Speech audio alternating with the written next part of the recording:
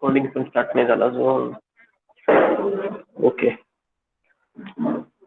Today we are going to see our new subject GAD, GAD, that is GUI application development using VB.NET, and the subject code is 22034.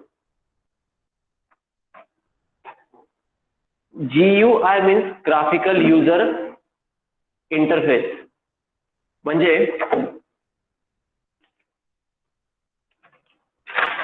जे पण practical तुम्ही याच्यात perform करणार आहे या subject मध्ये, त्याच्यात तुम्हाला ग्राफिकल युजर इंटरफेस जो आहे तो डिझाईन करायचा आणि त्याच्या मागे कोड करायचा, हे सगळं याच्यात शिकायला मिळणार आहे.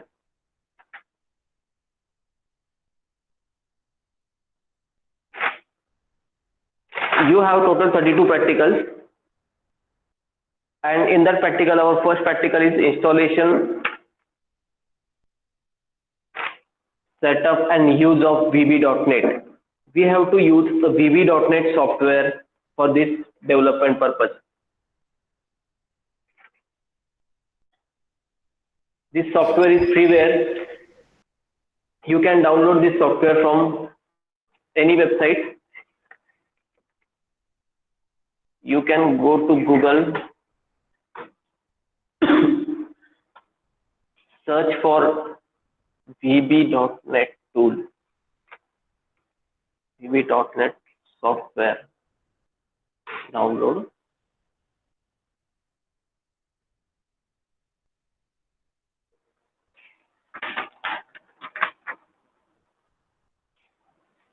My screen is visible? No, sir. No, sir. Just a minute.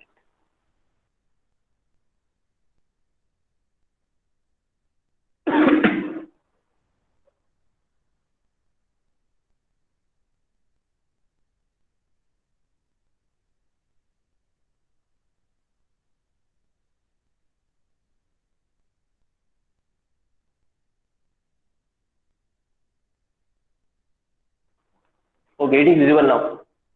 Yes, sir. Yes, sir. Yes, sir. Now how to download the software?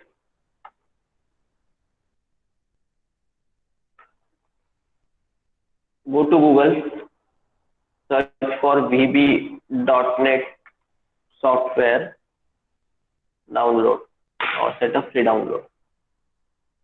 You can download it from official website, that is visualstudio.microsoft.com.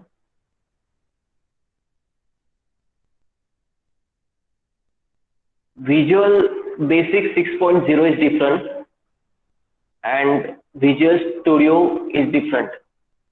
Visual Basic is the earlier version of VB.NET. In the VB.NET, we can also develop website, but in VB 6.0, we can only develop the standalone software.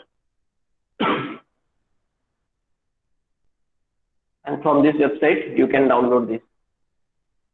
You download Visual Studio, Enterprise Community, any version you can download.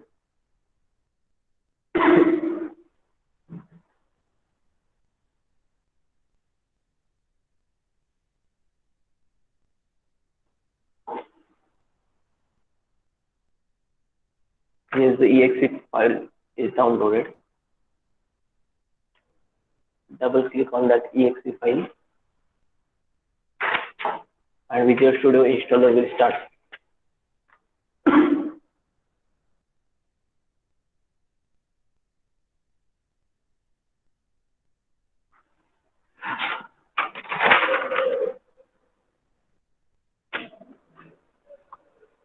Now what we are going to learn in this practical? We are going to learn the object-oriented concept of this VB.NET, then also the data access control, means database, means how to connect a front-end application and the back-end application to each other. We have to also use the data binding, means we have to store the data from front-end in the database, and we have to design various forms by using a GUI, that is graphical user interface of VB.NET. अभी आप software देखते हो अलग अलग, जब company में जाते हो और मॉल में जाते हो, तो सॉफ्टवेयर कैसे वर्क होते हैं बताए आपको?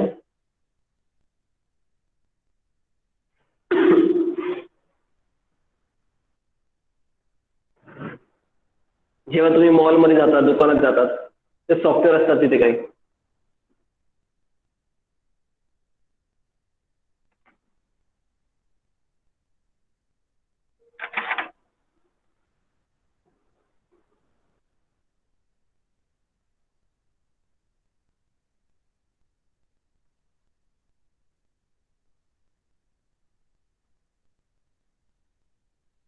बघितलंय का? आवाज येतोय ना माझा?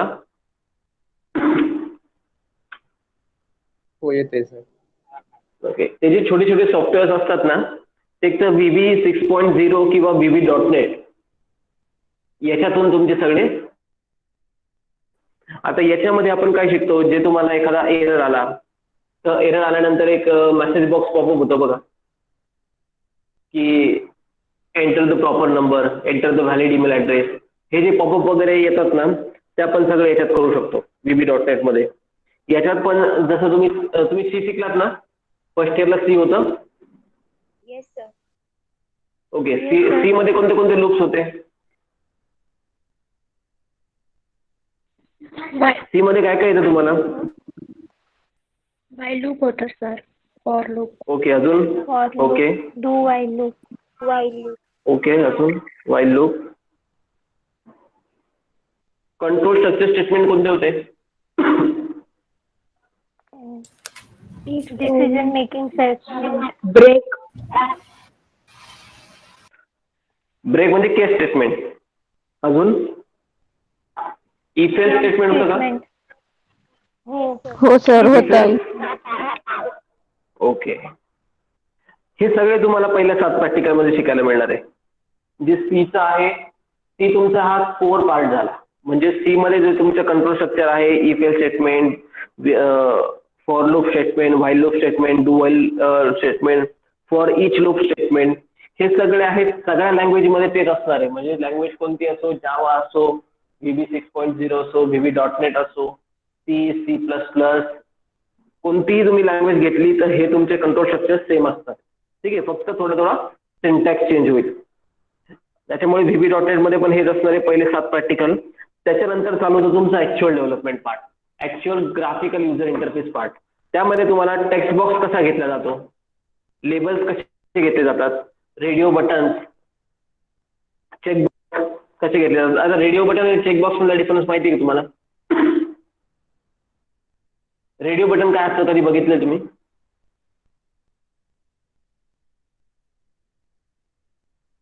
मी तुम्हाला दाखवतो. आपल्या कॉलेजची एक वेबसाईट आहे rsmpoly.org. त्याच्यावर जर तुम्ही गेले, इन्स्टॉलेशन पण चालू आहे या साईडला.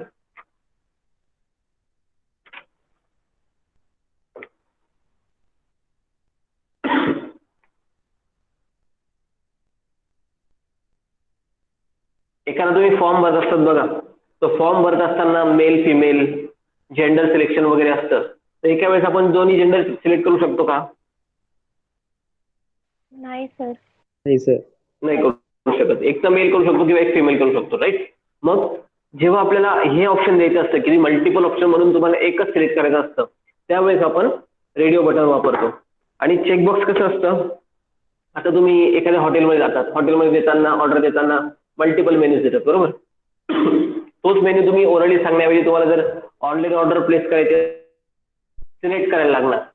मग जेव्हा आपण मल्टिपल सिलेक्शनची वेळ येते त्यावेळेस आपण चेक बॉक्सेस यूज करतो किंवा कॉम्बो बॉक्स यूज करतो. हे झाले तुमचे 8, 9, 10 प्रॅक्टिकल. त्याच्या पुढे येतात टॅप आणि टायमर. म्हणजे काही गोष्टी असतात तर आपण टायमर सेट करायचा असतो. टायमर सेट केल्यानंतर ऑटोमॅटिकली त्या गोष्टी एक्झिक्यूट झाल्या पाहिजे, म्हणजे तो ट्रिगर एक्झिक्यूट झाला पाहिजे, रन झाला. टायमर वापरतो किंवा टॅप कंट्रोल वापरतो. टॅप कंट्रोल म्हणजे जसं तुम्ही आता वेबसाईट याला गेलात, ब्राउझर ओपन केलं, या ब्राउझरला मल्टिपल टॅब्स आहेत. अशा मल्टिपल टॅब्स तुम्ही तुमच्या software using this tab control. Now again the 13th practical is to perform validation using regular expressions and error provider. What it means if you are filling a form and if you are entering the wrong value in the text boxes, then you have to provide for the wrong value. Then you have to use this error provider control. म्हणजे तुम्ही एखादा कधी form भरता ते, तर form भरताना तुम्ही एखादी चुकीची व्हॅल्यू भरली, तर चुकीची व्हॅल्यू तर काहीतरी एरर आला पाहिजे. म्हणजे जो युजर आहे समोरचा त्याला कळलं पाहिजे की इथे तुम्ही मोबाईल नंबर टाकायचा होता, ते टेक्स्ट टाकलेली आहे. तर त्यावेळेस आपण हा एरर प्रोव्हायडर कंट्रोल किंवा व्हॅलिडेशन यूज करतो. आता इथे बघा, हा ऍडमिशन इन्क्वायरी फॉर्म आहे. तर इथे मध्ये admission inquiry for first year आणि डायरेक्ट सेकंड इयर दोन्ही सिलेक्ट होत आहे का? होत आहे का दोन्ही सिलेक्ट? नाही सर. एकच होत आहे ना कोणतरी? हो. तर याला काय म्हणणार, या बटनला? रेडिओ बटन्स म्हणतात. ओके. आणि हा जो खाली आहे याला काय म्हणतात? सिलेक्ट कोर्सला हे मल्टिपल जे दिलेले आहेत, चेकबॉक्स. Drop down list. हे बघा, हे खाली आलं ना असं, याच्यावर क्लिक केल्यानंतर हे खाली येत आहे बघा. तर याला म्हणतात ड्रॉप डाऊन कंट्रोल. काय म्हणतात? Drop down control. Drop down control. List box कसा असतो? आता सपोज इथे मेसेज आहे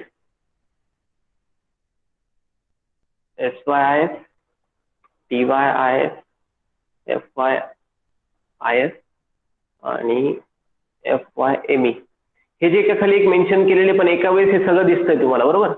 इथे एका वेळेस सगळ्या व्हॅल्यू दिसत आहे का? नाही दिसत आहे. इथे एका वेळेस तुम्हाला सगळ्या व्हॅल्यूज दिसत आहे, असे याला म्हणतात लिस्ट बॉक्स. जसं एका खाली एक दिसेल तुम्हाला तेव्हा ते लिस्ट बॉक्स असतं. आता इथे मोबाईल नंबर आहे, या मोबाईल नंबरला जर मी टेक्स्ट टाईप करायला गेलो, म्हणजे ABCD जर टाकायला गेलो, आता इथे माझा कर्सर दिसतोय मोबाईल नंबरच्या टेक्स्ट बॉक्स मध्ये, कर्सर ब्लिंक होतोय बघा. ओके, तिथे जर मी आता टेक्स्ट टाकायला गेलो, माझं नाव टाकायला गेलो, तो टाईप होत नाहीये, बरोबर? होतोय, दिसतंय काही टाईप होतोय तुम्हाला? No sir. नाही ना. पण याच जागी जर मी माझा मोबाईल नंबर एंटर करायला गेलो तर तो एंटर झाला. याला म्हणतात व्हॅलिडेशन. म्हणजे ज्या ठिकाणी तुम्हाला जी व्हॅल्यू पाहिजे असेल तीच व्हॅल्यू युजरला एंटर करण्यासाठी रिस्ट्रिक्ट करायचं, त्याला म्हणतात व्हॅलिडेशन. तुम्हाला म्हणजे जी व्हॅल्यू तुम्हाला एक्सपेक्टेड आहे तीच व्हॅल्यू तिथे आली पाहिजे. इथे मोबाईल नंबर मला टेक्स्ट एक्सपेक्टेड नाहीये, म्हणून मी ते रिस्ट्रिक्ट केलं की इथे मोबाईल नंबरच पाहिजे, म्हणून तो तिथे टेक्स्ट घेत नाही, फक्त तिथे मोबाईल नंबरच घेतो, बरोबर? समजलं? आता इथे मेसेज बॉक्स मध्ये मला टेक्स्ट पण पाहिजे आणि नंबर पण पाहिजे किंवा सिम्बॉल्स पण पाहिजे, मी सगळं एंटर करू शकतो. इथे दिसतंय? याला म्हणतात टेक्स्ट कंट्रोल. म्हणजे टेक्स्ट मध्ये तुम्ही काही पण टाकू शकतात. तर पुढे जर आलो आपण 14व प्रॅक्टिकल मध्ये, 13 प्रॅक्टिकल आणि 14 प्रॅक्टिकल दोन्ही एरर प्रोव्हायडर कंट्रोलच आहे. 15 प्रॅक्टिकल जे आहेत procedure and sub procedure. Constructor होतं ना तुम्हाला, constructor, parameterize constructor, overloading, overriding होतं ना सी मध्ये.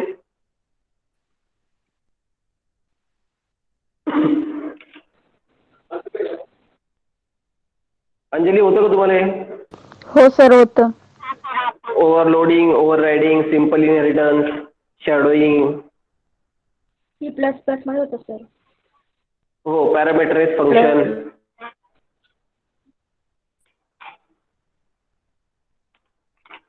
हे सगळं जे कन्सेप्ट आहे सेम टू सेम आपल्याला इथे यूज करायचे आहेत.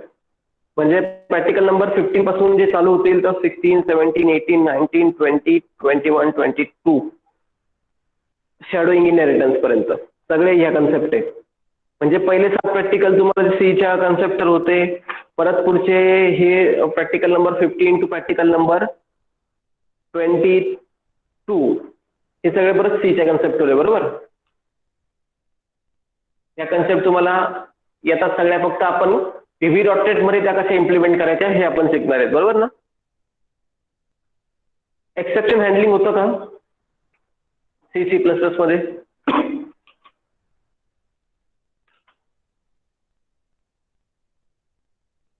एक्सेप्शन हँडलिंग होतं का?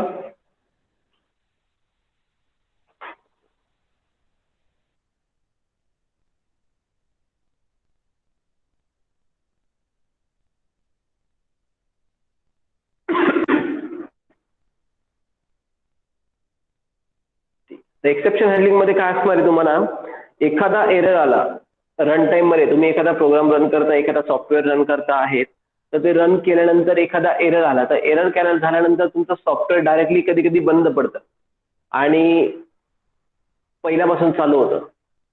तर त्या गोष्टी होऊ नये म्हणून तो रन टाइम एरर जो आहे तो हँडल करण्यासाठी, त्या रन टाइम एररला मेसेज देण्यासाठी आपण एक्सेप्शन हँडलिंग यूज करतो. Exception means error. तो एरर हँडल करण्यासाठी आपण जे काही करतो त्याला एक्सेप्शन हँडलिंग म्हणतात. आता हे 23 प्रॅक्टिकल नंबर 23 पर्यंत सगळे तुमचे सोपे प्रॅक्टिकल होते. इथून जो खरा कॉम्प्लिकेटेड पार्ट चालू होतो प्रॅक्टिकल नंबर 24 पासून, कारण तुम्ही आतापर्यंत प्रॅक्टिकल नंबर 23 पर्यंत सगळं GUI म्हणजे ड्रॅग अँड ड्रॉप करता येतं तुम्हाला, किंवा अरिथमेटिक ऑपरेशन परफॉर्म करायचे असतात, किंवा graphical user interface calculator design करा, एखादा सॉफ्टवेअरची विंडो डिझाईन करा, किंवा एखादा फॉर्म डिझाईन करा. या गोष्टी तुम्ही याच्यात करत असता प्रॅक्टिकल नंबर 23 पर्यंत. पण प्रॅक्टिकल नंबर 24 पासून ऍक्च्युअल कॉम्प्लिकेटेड, थोडासा कॉम्प्लिकेटेड आणि इम्पॉर्टंट, तेवढाच इम्पॉर्टंट पार्ट चालू होतो. इम्पॉर्टंट याच्यासाठी म्हटलं मी, कारण तुम्ही एखादा जर फॉर्म तयार केला तर फॉर्मच्या व्हॅल्यू तुम्हाला डेटाबेसमध्ये इन्सर्ट करायचं काम हे प्रॅक्टिकल नंबर 24 पासून चालू होतं. म्हणजे तुमचं जेव्हा प्रॅक्टिकल नंबर 24 टू 32 हे तुम्हाला पूर्ण जमेल, त्याच्यानंतर तुम्ही एक फुल फ्लेज सॉफ्टवेअर डेव्हलप करू शकता. मग तुमच्या डेटा ग्रीडमध्ये व्हॅल्यू कशा आणायच्या, डेटा ग्रीडमधून त्या व्हॅल्यू डेटाबेसमध्ये कशा न्यायच्या. तुम्हाला डेटाबेस होता का मागच्या सेमला? पॉड principle of database. Yes sir. हो सर. म्हणजे तुम्हाला डेटाबेस क्रिएट करता येतो, अपडेट करता येतो बरोबर ना. हो सर. इन्सर्ट, अपडेट, डिलीट या तुमच्या क्वेरीज झालेल्या आहेत बरोबर. हो सर. मग त्या क्वेरीजचाच वापर करून आपल्याला ह्या फंक्शन्स लिहायला लागतात. म्हणजे जे पण काही सॉफ्टवेअरच्या व्हॅल्यू आहे आपल्याला डेटाबेसमध्ये इन्सर्ट करायला लागतात. पण तुम्हाला डेटाबेस कोणता होता जेव्हा तुम्ही डेटाबेस सब्जेक्ट शिकले, याच्यामध्ये डेटाबेस कोणता वापरला तुम्ही?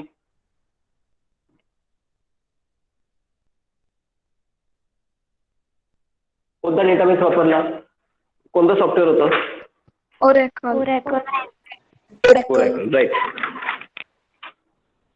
पण इथे तुम्हाला वापरताना मायक्रोसॉफ्टचं ऍक्सेस आहे, ऍक्सेस तो डेटाबेस वापरायचा, मायक्रोसॉफ्ट ऍक्सेस डेटाबेस वापरायचा हे लक्षात ठेवा.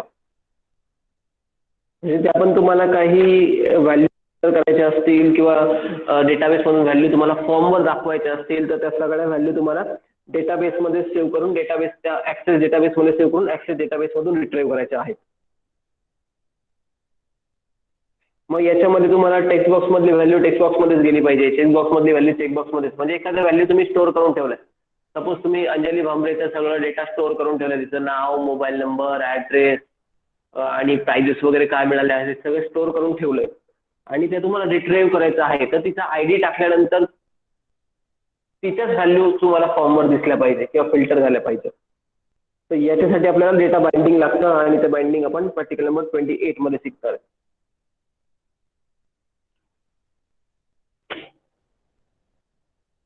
नंतर पुढे येतं की navigate, write program to navigate across existing data in table. म्हणजे एखादा टेबल, एखाद्या टेबलमध्ये 50 व्हॅल्यू आहे, तर 50 व्हॅल्यू तुम्हाला टेबलमध्ये प्रत्येक वेळेस तुम्हाला डेटाबेसचा ऍक्सेस मिळत नाही, तर काही गोष्टी तुम्हाला फ्रंट एंडने ऍक्सेस करायला लागतात. मग फ्रंट एंडने तुम्ही नेक्स्ट जर केलं तर अंजली भांबरेच्या पुढे धनश्री महाजन, धनश्रीच्या नंतर तन्वी, तन्वीच्या नंतर स्नेहल, असा डेटा तो येत राहील.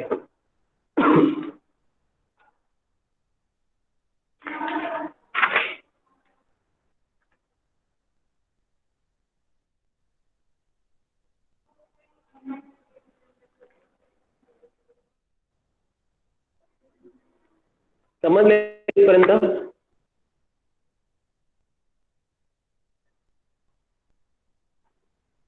Yes, sir.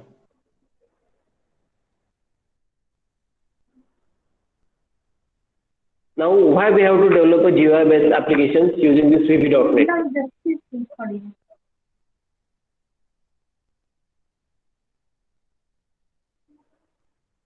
Why we have to develop GUI based applications using this VB.NET?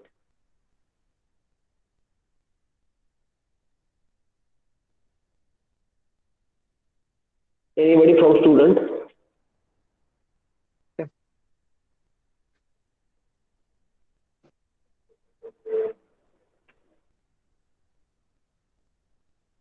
आपल्याला का बरं डेव्हलप करायचंय?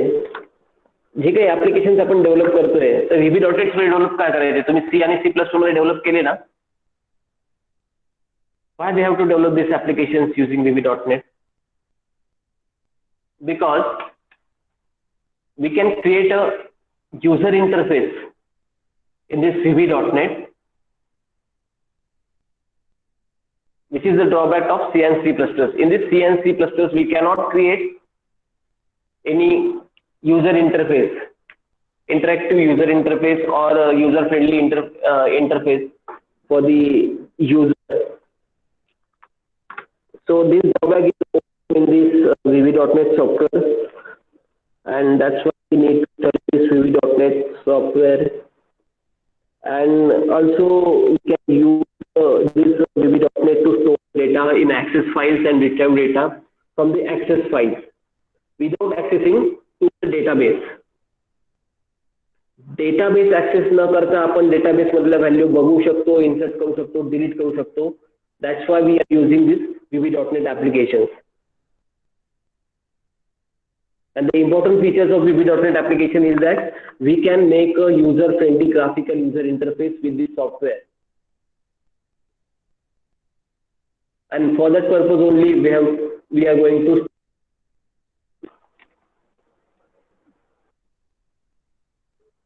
study this subject, that is GAD, G-A-D.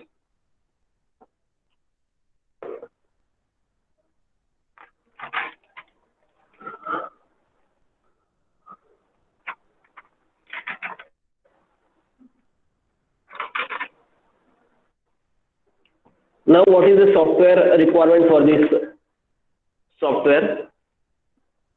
That is VB.NET. You need a computer or laptop with i3 or i5 minimum GB RAM,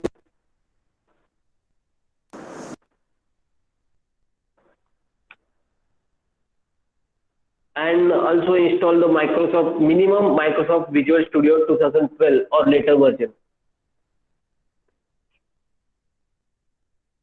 Please note down this.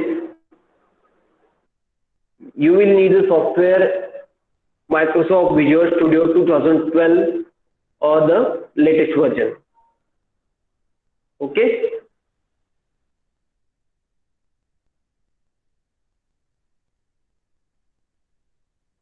कारण याच्या आधीचे पण software आहे 2008 पण आहे 2006 पण आहे ते आपल्याला कम्पॅटेबल नाही आहेत किंवा ते आपल्याला वापरायचे नाही कारण आपल्याला सिलेबस 2012 और द लेटेस्ट व्हर्जन जसं आपण आता 2019 डाउनलोड करतोय ते केले तरी चालेल 2012 केले तरी चालेल ठीक आहे.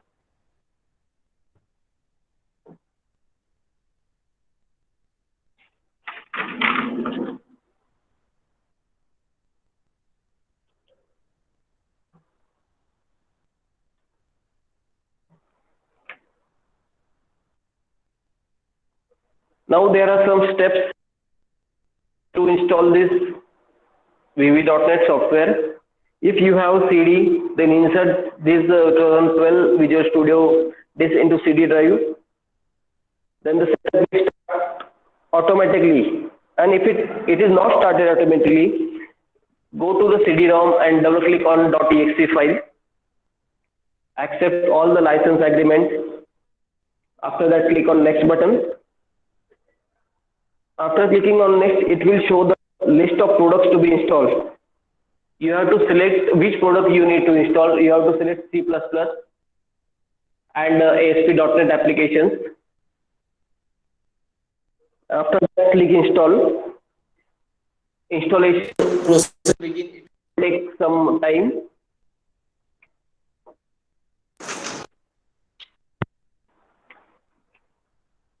And after the installation, please restart your PC.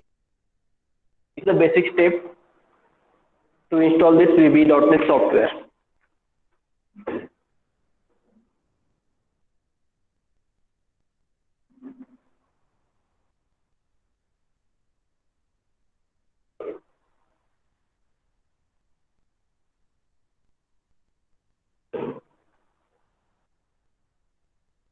तुम्हाला सगळं समजलं का हे? का बरं शिकायचं आपल्याला हे गॅड इन्स्टॉलेशन प्रोसेस कशी करायची आहे?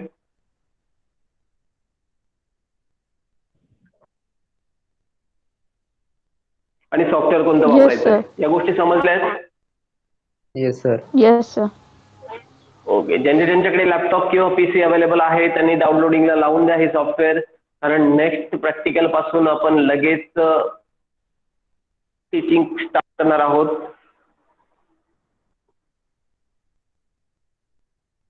हे जर व्यवस्थित शिकले तुम्ही हे प्रॅक्टिकल किंवा हे सब्जेक्ट, तर तुम्हाला तुमचं सॉफ्टवेअर डेव्हलप करता येईल, छोटे मोठे सॉफ्टवेअर बनवता येतील. ते सॉफ्टवेअर बनवून तुम्ही एखाद्या शॉपला किंवा छोट्या मोठ्या ठिकाणी देऊ शकतात. किंवा जे BCS BSc चे स्टुडंट असतात त्या स्टुडंटला तुम्ही सॉफ्टवेअर देऊ शकतात, कारण त्यांचे प्रोजेक्ट ह्या सॉफ्टवेअर मध्ये असतात. ठीक आहे.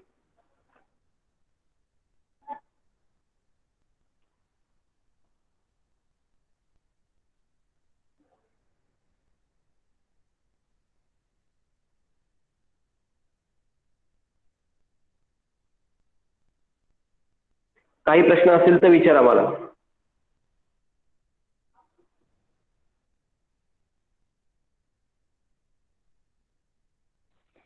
Hello sir. हा, ते सॉफ्टवेअर तुम्ही सांगितलं सर VB.NET ते पहिल्या लिंक वरून डाउनलोड करायचे ना सर? पहिली लिंक नसते. तुम्हाला वेबसाईट सांगितली होती, पहिली बिली लिंक लक्षात नाही ठेवायचं. visualstudio.microsoft.com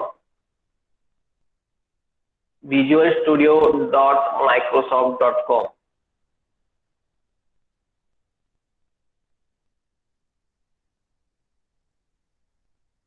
असे जर VB.NET सॉफ्टवेअर टाकलं तर कोणती पण लिंक येईल, मग तुम्ही पहिली ती पण ती सिलेक्ट कराल का? नाही. कोणतं पण सॉफ्टवेअर डाउनलोड करायचं असेल तर ऑथोराइज वेबसाईट वरून डाउनलोड करतात. ठीक आहे.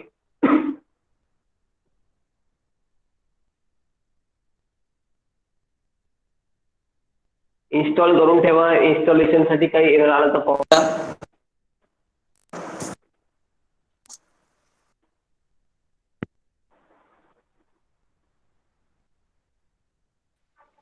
ज्यांच्याकडे पीसी म्हणजे तुम्हाला प्रॉब्लेम नाही येणार. बेसिक स्टेप्स आपण सुरुवातीला घेऊ. तिथे जेव्हा आपण इन्स्टॉल करतो तिथे चेकबॉक्स येतं, मग ते कोणते सिलेक्ट करायचे? तुम्हाला दाखवलं ना आता. कसला चेकबॉक्स आहे? तिथे डेस्कटॉप आणि मोबाईल एक आहे, वेब क्लाउडचे 4 दिलेले आहेत. हो, डेस्कटॉप सिलेक्ट करायचं. पहिलं ASP काहीतरी ना, पहिलं ASP असेल ना काहीतरी. आवाज येतोय? हो हो सर. ASP सिलेक्ट कर आणि डेस्कटॉप सिलेक्ट कर चालेल. आणि डाउनलोड लावून दे. ठीक आहे. इन्स्टॉलेशन प्रोसेस सोपी आहे, जास्त काही अवघड नाहीये. एकदा बघितली किंवा तुम्ही स्वतः वाचून करून बघितली तिथे सगळं येतं, फक्त नेक्स्ट करायचं असतं.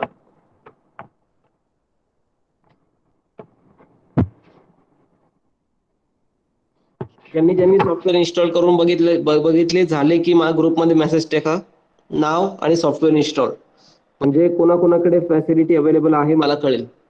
तरीच प्रॅक्टिस करून बघायला. एकदा बघितलं, एकदा शिकवलं, तुम्ही सोडून दिलं तर तुम्हाला जमणार नाही. हा प्रॅक्टिसचा भाग आहे. प्रॅक्टिस करत राहाल तर ते जमेल.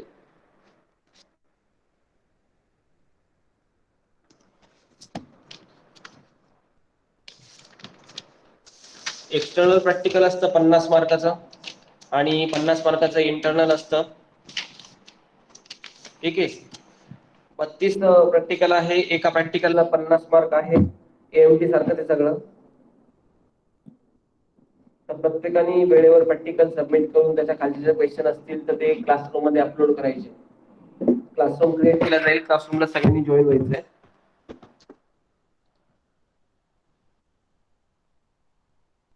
ठीक आहे. आजच्यासाठी एवढ्याच इन्स्ट्रक्शन होत्यात. तुम्ही आता लेफ्ट होऊ शकतात. नेक्स्ट प्रॅक्टिकल पासून आपण चालू करू शिकवणं.